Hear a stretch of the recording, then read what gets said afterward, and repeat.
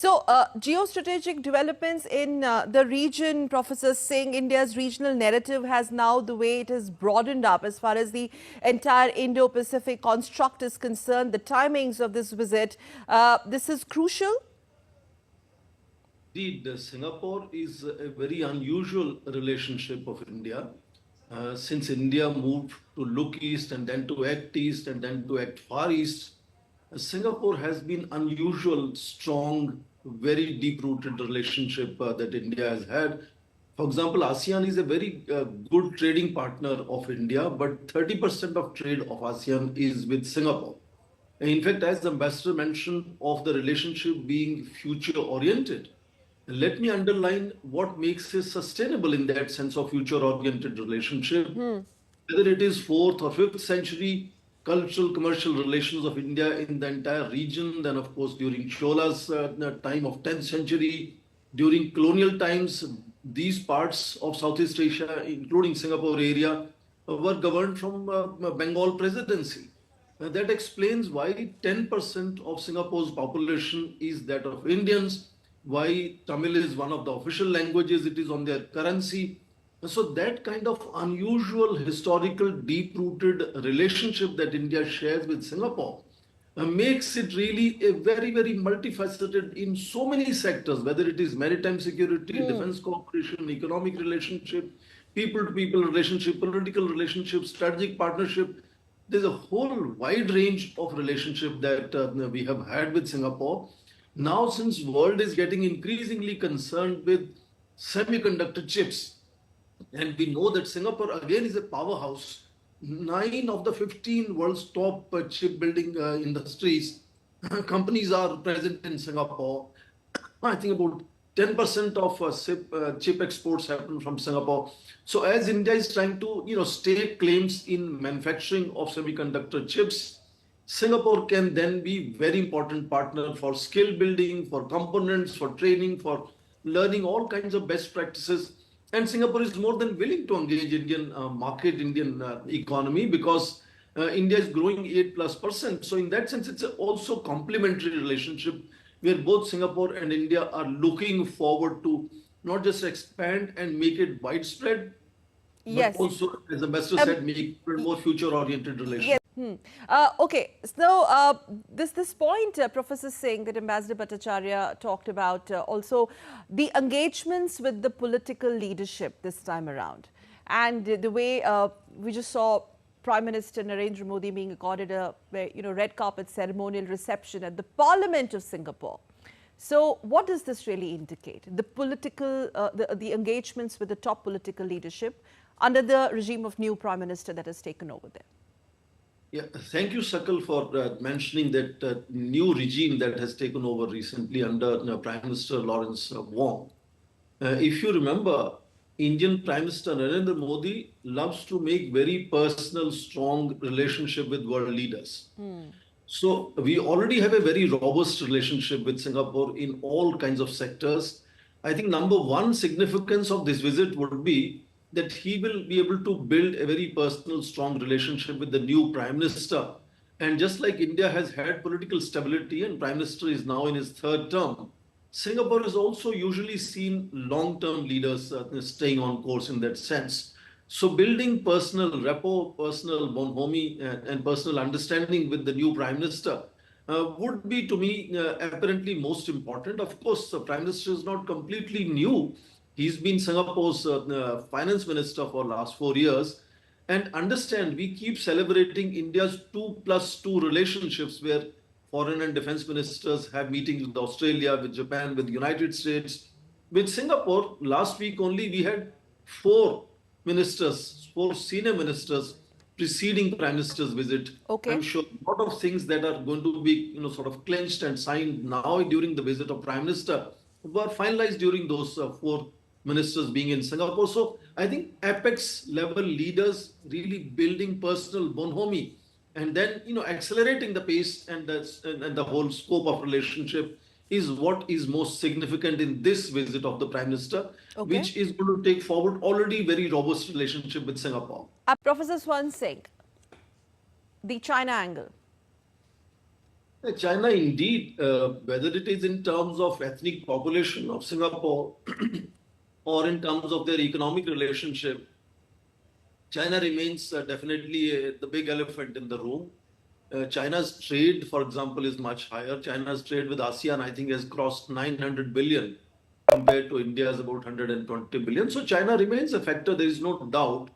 But India remains the new, attractive nation for much of the ASEAN and particularly for Singapore. With our 8% growth rate, with our cultural connections, and India's whole focus now is exactly what Singapore can be very complementary in delivering. Singapore has been, for example, very clearly export driven economy, very advanced manufacturing, digitalization. These are the areas where India is trying to move to as it now wants to reach as the third largest economy. So, in that sense, there is a lot more that Singapore can give to India, but also with 8% growth rate, India is also emerging as a country that can invest in other countries. So India also is going to invest in Singapore. I'm told about 9,000 plus Indian companies are today registered in Singapore. Okay. So not Singapore is interested in India. So there are India also has a complementary relationship with Singapore. I take that to Akshay as well. Part of this relationship, and it's not just competition, although there is competition. So we have to kind of emphasize the positive aspects of both. So this okay, countering the expansionist designs of China is one aspect. Professor Swan Singh, what about on account of Myanmar? So this is important. India-ASEAN relationship also plays an important role there. What about on account of Myanmar? Important role there. What about on account of Myanmar? So this is important. India-ASEAN relationship also plays an important role there. Just to get that dimension also into our discussion, Professor Singh, and then I take that to Akshay as well. I think issues of the regional security definitely will be on the table for discussion. They must have already discussed some of these issues when four ministers, the External Affairs Minister, Finance Minister, the newer areas that the both sides have already decided to explore, including the semiconductor and promoting India as a manufacturing hub, advanced manufacturing hub. Indeed, as Ambassador Bhattacharya was also saying before, the greatest deficit that Singapore has is that of land and population. And that makes India very complementary. Already, India is the fourth largest home for startups and unicorns. India has more than 100 unicorns. So our youth is dynamic, and the focus has been on skill development, capacity building, and so on, which is where Singapore finds the relationship very complementary. And indeed, as Ambassador Bhattacharya also mentioned, it was the father of Singapore nation who had popularized this term that, India and China will be the two wings of the bird of Singapore taking flight to future in that sense. So what I want to underline is how Singapore has ensured that balance. Now, if you look at China's trade with ASEAN is almost 8 or 9 times, 900 billion plus, compared to India's trade with ASEAN being 120 billion. Now, when it comes to Singapore, it's not that kind of gap. India's trade is about 35 billion, China's trade is about 75 billion. So Singapore has already showcased that possibility of ensuring that balance. And as India now moves from fifth to third largest economy, and it is going to happen faster than 2030, which is how most projections are saying. If you notice the kind of devaluation of yen that has happened since early part of this year in Japan, the kind of recessionary trends that are now beginning to be visible in Germany, India could become third largest much faster than 2030. And that even if India will be distant third, creates certain expectations of all other nations. How is India going to now differently engage with them? With that kind of economic growth rate, that kind of focus on digitalization, advanced manufacturing, skill development, capacity building, export-driven economy, that I think is going to make India increasingly more attractive for Singapore and several other countries. And that is why I think most of the MOUs that are being signed will focus on these, how future relationship, technology-driven relationship, digitalization, skill building, smart cities, how those are the new emerging sectors other than cultural cooperation, economic cooperation, strategic cooperation, defense cooperation. that has been happening. Maritime security has been happening, but now I think it's going to be increasingly much more on advanced technology sectors, which is where India and Singapore would like to build their partnership, make them stronger. And I think semiconductors would be very central to that new relationship that India is trying to build. Right. India is trying to take claim in the world market on semiconductors, and Singapore can be a very good partner. Okay. You know That's that very Myanmar point, yes, sir. Professor Bhattacharya, I'll just a quick pause and take this point to Professor Swarn Singh also. India's proximity to Myanmar and Singapore's association with it through ASEAN, you also think that this is an important, what you call, an important part as far as the overall India-Singapore agenda in the regional framework network is concerned? Sakal, there is no doubt that India is very conscious of the disruption that has happened in Myanmar, but India has also been equally cautious in not being seen as overbearing actor in Myanmar's politics. World already has expected ASEAN to take the lead, and the rest of the other stakeholders, major powers, will play their role as supplementary role in that. And I'm sure Singapore being on the lead in that sense, in both in terms of its investments in Myanmar, its political relationship with Myanmar, and also the clout that Singapore has within ASEAN deliberations, I think that issue definitely will be on the table as to how we can make sure early stability in Myanmar is brought back, democracy is revived. Particularly, this becomes significant because of the disruption we have seen happening in Bangladesh, which was the recipient of 500,000 or more Rohingya refugees. And in that sense, increasing disruption both in Bangladesh and Myanmar would make India very conscious of seeking out, whatever possibility India can see, how ASEAN can play a role and how India can supplement that role. And in that sense, India's increasing engagement and, sort of extension of BIMSTEC, for example, is a part where these two countries sit together and discuss some of the issues which are very relevant for regional security, including problems of Bangladesh and Myanmar. Okay. Professor Swarn Singh, very futuristic, as pointed out by Ambassador Bhattacharya, and inclusive as well. Professor Indeed, indeed, Ambassador Bhattacharya has already covered MOUs on semiconductors and on skill development. Let me mention the healthcare sector.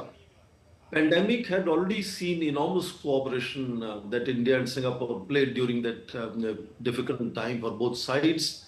They were both very, very cautionary, mutually respectful and complementary as well. But pandemic also showcased that India was capable of, delivering medicines around the world, whether it is paracetamol or it is vaccine later, which, brought us this adage of India being the pharmacy of the world. But along with that, I think it's also important to see that India was able to build a very, very important COVID platform where, one could, deliver vaccines and medicines to nearly 900 million people in India and, of course, around the world at that time. Even before that, India had come to be known for medical tourism. So in that sense of healthcare, India has earned enormous credentials in last 4 years or so, particularly after and during the pandemic. And that should make Singapore increasingly interested in promoting research and development in various Indian laboratories. And that how ASEAN can play a role and how India can supplement that role. And in that sense, India's increasing engagement and, sort of extension of BIMSTEC, for example, is a part where these two countries sit together and discuss some of the issues which are very relevant for regional security, including problems of Bangladesh and Myanmar. Okay. Professor Swarn Singh, very futuristic, as pointed out by Ambassador Bhattacharya, and inclusive as well. Professor Indeed, Ambassador Bhattacharya has already covered MOUs on semiconductors and on skill development. Let me mention the healthcare sector. Pandemic had already seen enormous cooperation that India and Singapore played during that difficult time for both sides. They were both very, very cautionary, mutually respectful and complementary as well. But pandemic also showcased that India was capable of, delivering medicines around the world, whether it is paracetamol or it is vaccine later, which, brought us this adage of India being the pharmacy of the world. But along with that, I think it's also important to see that India was able to build a very, very important COVID platform where, one could, deliver vaccines and medicines to nearly 900 million people in India and, of course, around the world at that time. Even before that, India had come to be known for medical tourism. So, in that sense of healthcare, India has earned enormous credentials in last 4 years or so, particularly after and during the pandemic. And that should make Singapore increasingly interested in promoting research and development in various Indian laboratories. And that should make Singapore increasingly interested in promoting research and development in various Indian laboratories. And I think that is where this health sector would see enormous complementarity on both sides in terms of digitization, creating platforms, in terms of delivery, access, supply, and so on. But also in terms of research and development, I think Singapore would find India as a very significant partner. Indian doctors are indeed already famous around the world. You look at the British health system, America, Canada, Australia. So healthcare would possibly also be an area where perhaps India becomes far more important critical partner for Singapore. Not that Singapore is not bringing any value addition in that partnership, but that is, I think, an interesting, important area. Just like education has also become a very important, significant area of complementarity. Singapore has become a hub of education. It has given employment to so many teachers from India. A large number of students are in Singapore. So I think that is also part of that futuristic focus of education and health emerging to be very significant sectors for India. So